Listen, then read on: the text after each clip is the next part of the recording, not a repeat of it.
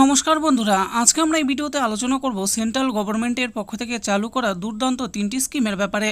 এই স্কিমে যদি আপনারা টাকা বিনিয়োগ করেন তাহলে আপনারা 3 গুণ টাকা রিটার্ন পেতে পারেন। তাহলে আসুন দেখে নিই এখানে কোন কোন স্কিমের কথা বলা হয়েছে। বলা হয়েছে যে এই 3টি স্কিম আপনার টাকাকে 3 গুণ করে তুলবে, ভারত সরকার দ্বারা পরিচালিত স্কিম। তাহলে আসুন দেখে নিই কী কী নাম এই 3টি স্কিমের। নিজের ভবিষ্যতের অর্থনৈতিক স্থিতিশীলতা বজায় রাখার জন্য বহু মানুষ নির্দিষ্ট আর্থিক বিনিয়োগ প্রকল্প বেছে নিতে চান। বর্তমানে আর্থিক বিনিয়োগ করার জন্য বেশ কিছু লাভজনক প্রকল্প রয়েছে। তার মধ্যে আবার এমন অনেক প্রকল্প আছে যেগুলোতে টাকা বিনিয়োগ করলে বিনিয়োগকারী দ্বিগুণ অথবা 3 গুণ রিটার্ন হিসাবে পেতে পারেন।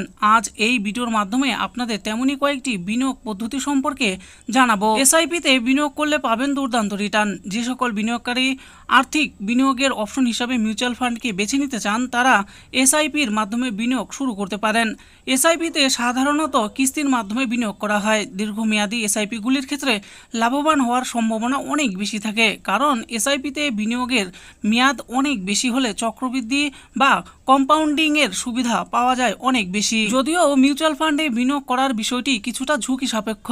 যারা এই ঝুঁকি এড়িয়ে যেতে চান তারা দীর্ঘমেয়াদী এসআইপির বদলে স্বল্প মেয়াদ এর এসআইপিগুলিও বেছে নিতে পারেন। এসআইপিতে বার্ষিক রিটার্নের পরিমাণ থাকে আনুমানিক 12% পর্যন্ত। তবে শেয়ার বাজারের স্টকগুলি ওঠানামার ভিত্তিতে কখনো কখনো এই পরিমাণটি বৃদ্ধি পেতে পারে।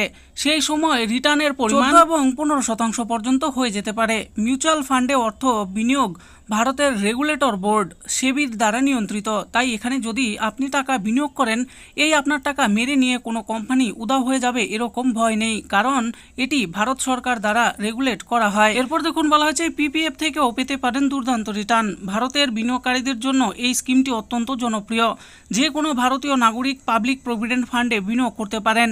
এটি আয়কর সাশ্রয় করতে বিশেষভাবে সহায়ক। এছাড়াও ভারতের বিনিয়োগকারীদের কাছে এটি বিনিয়োগের একটি পুরনো এবং নিরাপদ মাধ্যম।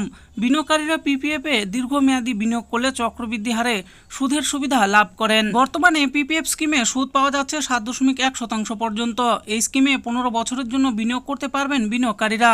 তবে বিনিয়োগকারী চাইলে পরবর্তী 5 বছরের ব্লকে এটি বাড়িয়ে আরও বেশি দিন নিজের বিনিয়োগ চালিয়ে যেতে পারেন। কোনো বিনিয়োগকারী যদি এই স্কিমে বার্ষিক 1.5 লক্ষ টাকা জমা করেন এবং স্কিমটি 25 বছরের জন্য চালিয়ে যান, তবে মেয়াদ শেষে তিনি কোটি টাকা লাভ করতে পারেন। এরপর দেখুন বলা হয়েছে যে অবসর পরিকল্পনা হিসাবে ইপিএফেও পাবেন দুর্দান্ত রিটার্ন। বার্ধক্য জীবনকে সুরক্ষিত করতে এই অবসর পরিকল্পনাটি নিশ্চিত আয়ের সুবিধা দেয়। এতেও চক্রবৃদ্ধি হারে সুদের সুবিধা পান গ্রাহকরা। বর্তমানে পিপিএফ স্কিমে সুদ মিলবে 8.25%।